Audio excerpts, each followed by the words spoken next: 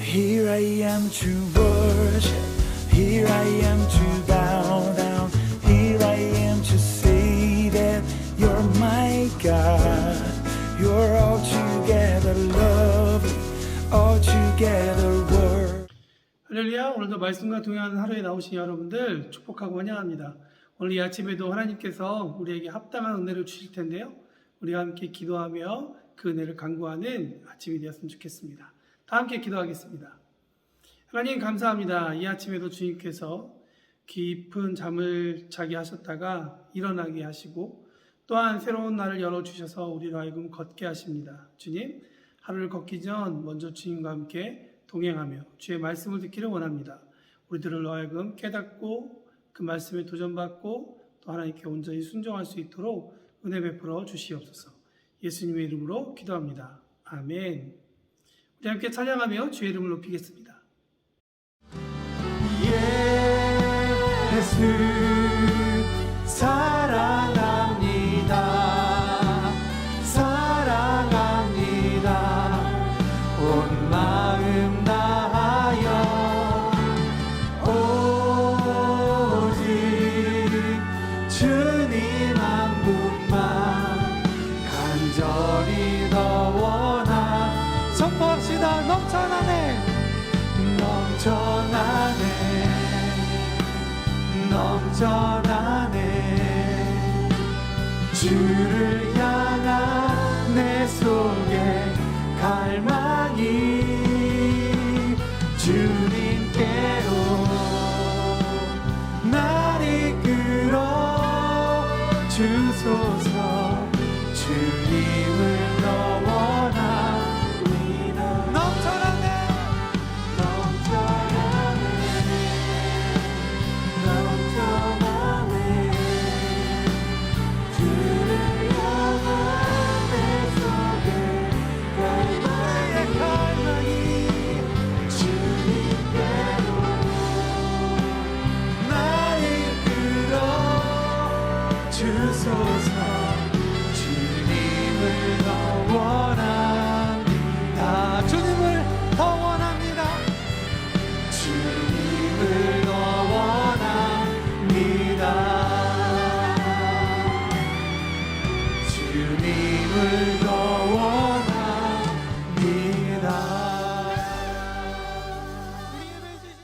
네, 오늘 우리가 함께 읽은 말씀은 욥기 4장 1절에서 11절에 있는 말씀입니다. 그러자 데만 사람 엘리바스가 이렇게 대답했습니다. 누군가 자네에게 충고 한마디 하려고 한다면 자네는 귀찮아하겠지. 하지만 이제 더 이상 참을 수가 없네. 자네는 전에 많은 사람에게 신앙을 가르치고 약한 자들을 도와주었네. 또한 믿음이 약해져 넘어지는 자들을 격려하고 연약한 무릎을 굳세게 했었지. 그런데 이제 자네에게 이런 일이 닥치니 감당하지 못하고 자신이 이런 일을 당하니 좌절하는군. 하나님을 경외하는 것이 자네에게 힘을 주지 않았는가? 자네에게 소망은 흠없는 삶이 아니었나? 생각해보게. 죄 없이 망하던 자가 있던가? 정직한 사람이 갑자기 죽던가? 내가 본 바로는 악의 밭을 갈고 죄를 심는 자들은 뿌린 대로 거두며 하나님의 숨결에 망하고 하나님의 진노에 끝장난다네. 난폭한 사자들의 부르짖음도 그치고 젊은 사자의 이빨도 부러지며 강한 사자라도 먹이가 없어 죽고 암사자의 새끼들이 흩어지지 아니하는가.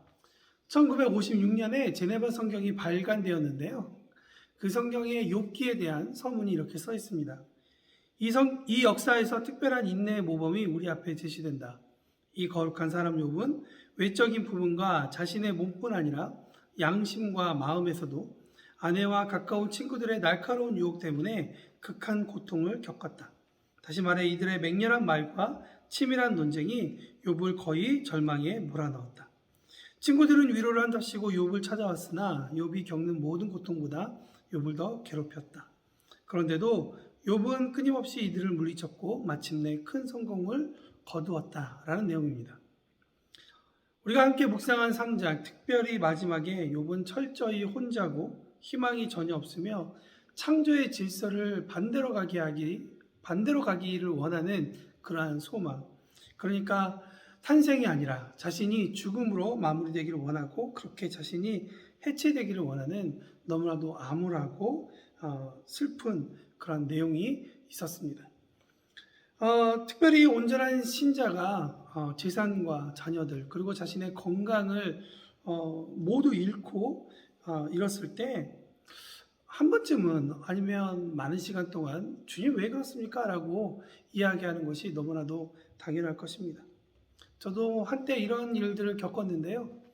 참 답답했던 시즌이었고 또 주님께 많이 대들었던 그런 시즌이었습니다. 왜 그렇게 했는가를 생각해 보면 그 고통의 그 고난의 목적이 무엇인지를 사실은 알지 못했기 때문이죠. 그런 것을 생각할 여유도 없었고 그냥 고난 가운데 고통 가운데 계속 머물러서 그것만을 묵상하다 보니까 하나님께 질문할 수 있는 그런 시간이 여유가 전혀 없었습니다. 고난의 목적이 우리 가운데 해석되지 않으면 그야말로 망망대해에서 키를 잃고 그냥 흘려지는 대로 그냥 가게 되는 그런 영적 조난 상태가 된다라고 생각이 듭니다. 여기서 한 가지 더 큰 문제가 있죠. 제네바 성경에 욥기 서문에서도 말한 것 같이 위로해주기 위해 온 친구들이나 아내가 그들의 위로가 욥의 고난을 더욱더 극심한 고통 가운데 몰아넣었다는 것입니다. 그것도 얼토당토한 말이 아니라 정말 FM처럼 정확하게 지적하고 있다는 것이죠. 3절과 6절에 보면 욥에게 이렇게 얘기합니다. 당신은 많은 이에게 신앙을 가르쳤잖아. 그럼 네가 가르친 대로 살아야지. 하나님을 경외하는 것이 내 힘이라면서 어떻게 된 거야 지금 모습?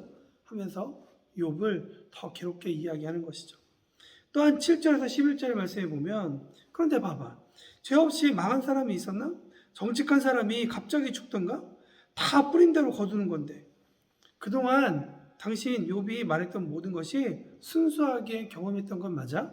라고 위로하러 온 사람들이 욥의 마음을 또한 그렇게 아프고 찌르고 있다는 것을 보게 됩니다. 엘리야스의 한마디 한마디가 위로의 반창고가 아니라 정말 찌르는 바늘과 같이 느껴집니다. 참 아프지만 사실인 것 같아 더 아프게 느껴지는 것이죠. 뭔가 죄를 지었기 때문에 이런 말도 안 되는 사건이 하루 만에 일어나는구나라고 우리는 아마 동의하고 생각하게 될 것입니다. 근데 여기서 여러분 제가 분명히 한 가지를 말씀드리고 싶습니다. 그것은 무엇이냐면 앞으로 계속 이어질 욥의 친구들의 위로는 거의 맞는 이야기를 하게 된다는 것이죠. 여러분 거의 맞는 말과 맞는 말은 엄연하게 차이가 있다는 것을 우리가 생각해 보아야 합니다. 거의 맞는 말은 참된 말은 아니라는 것이죠. 우리는 욥의 위로자들의 말에서 어디까지가 참이고 어디까지가 아닌지를 구별할 수 있는 그러한 지혜가 우리 가운데 있어야 합니다. 그래야 고통과 고난에 대해서 하나님의 시선으로 해석할 수 있기 때문입니다. 하나님의 마음을 읽어낼 수 있기 때문입니다. 현상을 뒤집어서 볼 수 있는 힘, 능력이 하나님으로부터 우리 가운데 내려올 것이기 때문입니다. 엘리바스뿐만 아니라 앞으로 등장할 욥의 두 친구 모두 그들의 밑바탕에는 네 가지의 단순하고 분명한 그러한 믿음, 논리가 있는데요. 첫 번째는 하나님이 절대적으로 통치하고 계신다라는 그런 믿음이죠. 두 번째는 하나님은 절대적으로 정의롭고 공정하시다, 정의로우시다라는 거죠. 세 번째, 그러므로 이들의 결론은 무엇이냐면 하나님은 언제나 악인에게 벌을 내리시고 의인에게 복을 주신다. 하나님이 달리하신다면 하나님은 틀림없이 불의하신 것인데 이것은 생각할 수가 없다라는 결론이죠. 그러면서 네 번째 결론에 이릅니다. 그러므로 내가 고난을 당한다면 내가 죄를 지었고 내 죄 때문에 공의롭게 벌을 받는 것이 틀림없다라는 그러한 논리입니다. 오늘 본문에도 이런 논리가 적용된 것 같습니다. 너무나도 정확한 것 같아서 왜 이 친구들은 자신만만하지? 이 친구들은 정말 이런 삶을 살지 않나? 라는 그런 생각을 해보게 된다는 것이죠.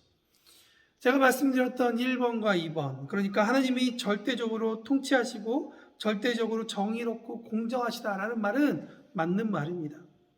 하나님은 절대적으로 통치하시며 절대적으로 의롭고 공정하십니다. 그래서 더 나아가 우리는 자신의 죄 때문에 다양하게 고통당하고 있거나 당할 수 있다는 것을 우리는 인정해야 합니다.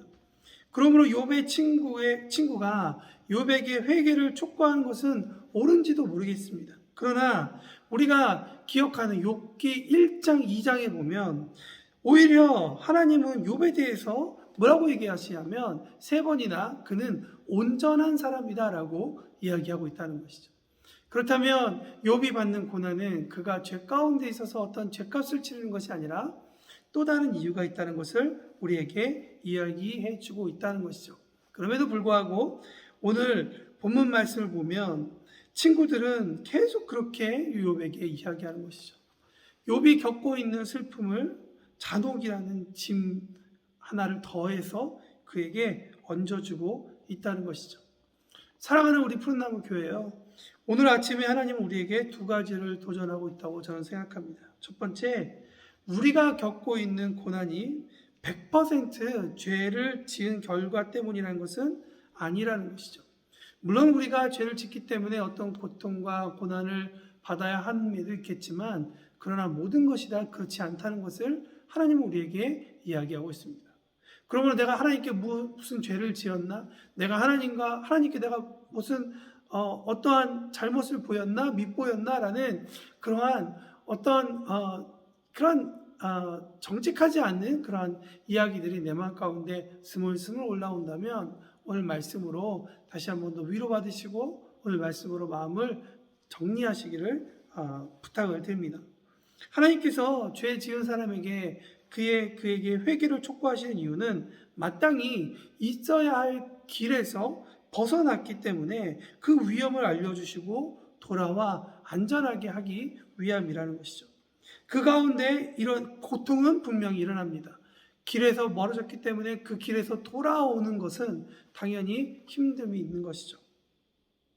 그러나 여러분, 그렇기 때문에 그곳에서 일어나는 고통은 잃어버린 방향을 돌리기 위한 필연적 결과일 것입니다. 그러나 하나님의 길 가운데 서 있는데 고난이 찾아오는 그것은 분명히 아무것도 아닌 존재로부터 우리를 창조하신 하나님께서 분명히 어떤 이유가 있기 때문에 다른 단계로 넘어가야 됨에 있어서 반드시 필요한 요소이기 때문이라고 저는 믿습니다. 하나님은 욥이 고백한 것처럼 그에게 죽음, 어둠 가운데 그냥 두실 수 있는 그런 분이지만 오히려 하나님은 그를 빛으로 불러내시고 그를 이 땅 가운데 태어나게 하신 분이십니다. 아무것도 아닌 존재였지만 그러나 하나님은 욥을 그분의 손 가운데 두시며 그를 보호하시는 분이라는 것을 욥은 계속해서 우리에게 고백하고 있다는 것이죠.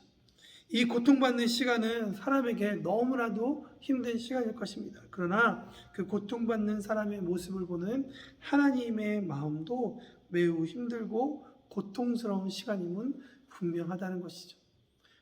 2번째, 고난 가운데 있는 이를 위해 해야 할 것은 정직과 공감 그리고 사랑의 행동이다라고 우리에게 이야기하고 있죠. 여러분, 우리가 알다시피 율법은 찌르는 일을 합니다. 율법은 우리로 하여금 죄책감을 들게 합니다. 여러분, 그러나 예수님은 이 땅 가운데 오셔서 율법을 완성시키신 분입니다. 예수님께서 율법을 완성시키시면서 하나님께서 얼마나 우리 가운데 거하시길 원하시고 우리를 사랑하시는지를 몸소 보이셨습니다.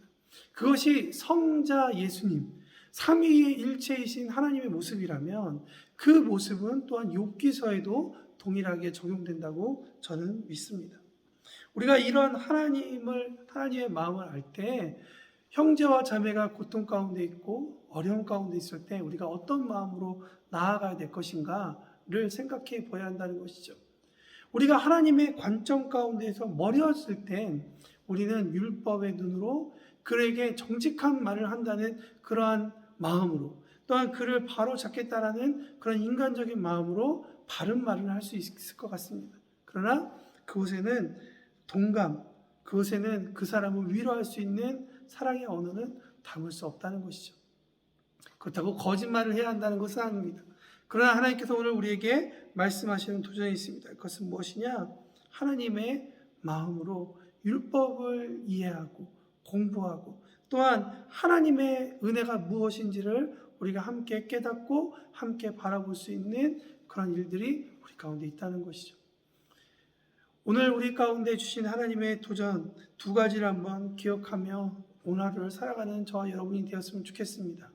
점점 공동체가 해체되고 개인주의적으로 살아가는 것이 자연스럽게 흘러가고 있는 이 세상의 흐름입니다.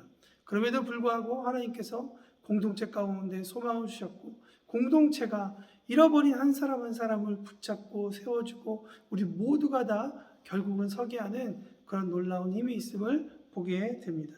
저와 여러분이 그 사실을 기억하며 우리가 하나님의 마음으로 우리에게 주어진 사람들을 하나님의 마음으로 위로하고 그 고통을 함께 나누는 그런 우리 모두가 되었으면 좋겠습니다.